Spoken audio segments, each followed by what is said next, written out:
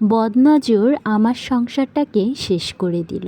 শাশুড়ি ননদ আমাকে ব্ল্যাক ম্যাজিক করেছিল।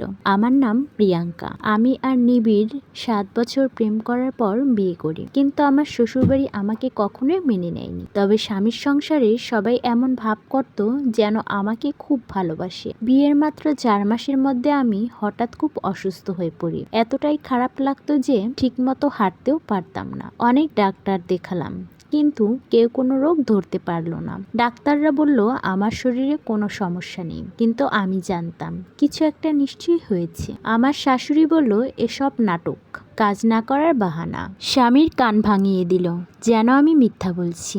আমি নিবিড়কে অনেক বুঝিয়ে বললাম আমাকে কোনো হুজুরের কাছে নিয়ে চলো, দেখি কিছু করা হয়েছে কিনা। ও হাসতে লাগলো, এই যুগে এসব বিশ্বাস করো? আমি বললাম এগুলো কোরআনেও আছে, কিন্তু ও আমল দিল না, বরং মায়ের কাছে গিয়ে সব বলে দিল।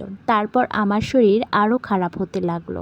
আমার মা বাবা জানতে পেরে আমাকে বাড়ি নিয়ে গেল। সেখানকার এক হুজুরকে দেখিয়ে জানতে পারলাম আমার শাশুড়ি আর ননদ আমার কিছু কাপড় নিয়ে কিছু করেছে, আর আমার বিছানার তোশকের মধ্যে একটা পুতুল সেলাই করা আছে। আমি শ্বশুর বাড়ি ফিরে গিয়ে স্বামীকে সব বললাম যে তোমার মা এসব করেছে। বললাম তোশকের সেলাই খুলে দেখো, তুমি নিজেই প্রমাণ পাবে। আমরা যখন তোশকের সেলাই খুললাম তখন সত্যিই সেই পুতুলটি বেরিয়ে আসলো। নিবিড় তবু আমাকে বিশ্বাস করলো না। তার মা বলল এই পুতুল প্রিয়াঙ্কা নিজেই বানিয়ে রেখেছে আমাদের ফাঁসানোর জন্য, আর আমার স্বামী সেটা বিশ্বাস করলো। তারপর আমাকে দোষারোপ করতে লাগলো, দূরে সরে যেতে লাগলো। একদিন জোর করেই ডিভোর্স দিয়ে দিল। আজ আমি কানাডায় আছি, নতুন করে জীবন শুরু করেছি। আর নিবিড় তার বাবা মা যে মেয়েকে পছন্দ করে বিয়ে দিয়েছিল, সে মেয়ে 1 বছরের মাথায় স্বামীকে নিয়ে আলাদা হয়ে গেছে।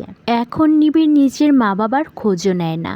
আর আমার ননদ শুনলাম তাকে নাকি শ্বশুরবাড়ি থেকে তাড়িয়ে দিয়েছে, তারও ডিভোর্স হয়ে গেছে।